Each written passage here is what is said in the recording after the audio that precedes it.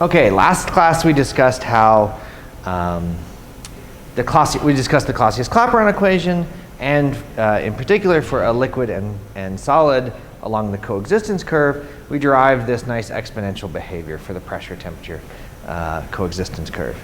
So we showed that this allowed us to calculate the boiling temperature of water, say in Edmonton or on Everest, where the air pressure was lower than at sea level. So I said that we could boil water at room temperature with using a mechanical pump. So let's go ahead and try to actually do that.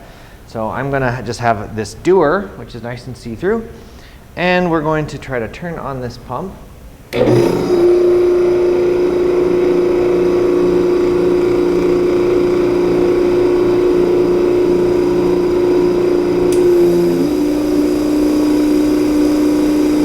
And now we're lowering the pressure of the water.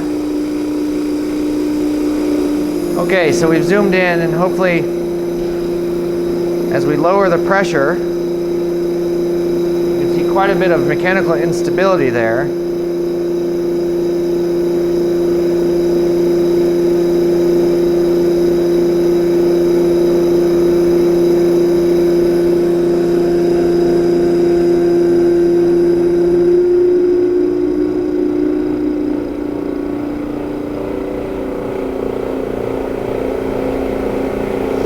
There we go.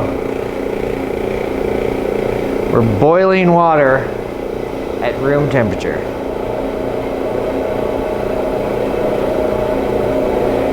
It looks just like a boiling pot of water, as if there was heat on it, but there's not. There's just, we've lowered the pressure of it.